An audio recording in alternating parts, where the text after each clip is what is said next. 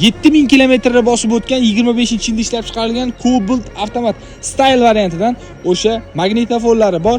Do'stlar, bu mashinamizni ko'rib olsanglar bo'ladi. Tayyor holatda turibdi. Massa deyarli 7000 probega bosib o'tgan.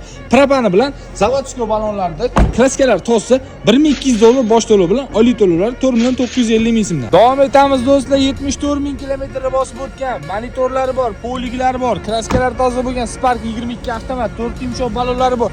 Mashinamizda propellari ham bor. 4 ta eshigida, kapotida shumkalari bor. Boshlanish to'lovi $600 bilan. Sizlar 3.800 ming so'mdan 5 yil muddatga xarid qilsanglar bo'ladi.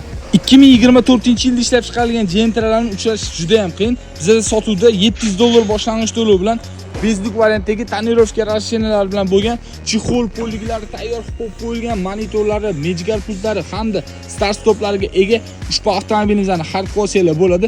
33000 kilometrni bosib o'tgan avtomobilimizda 4 yumshoq ballonlari hamda mana shu yerda kichkina petno, bu yog'ida mana shu yerda kichkina petnosi bor. Bizda aybi bo'lsa aybini aytib sotamiz do'stlar. Ustunlik bo'lsa bemalol tekshirtirib olsanglar bo'ladi.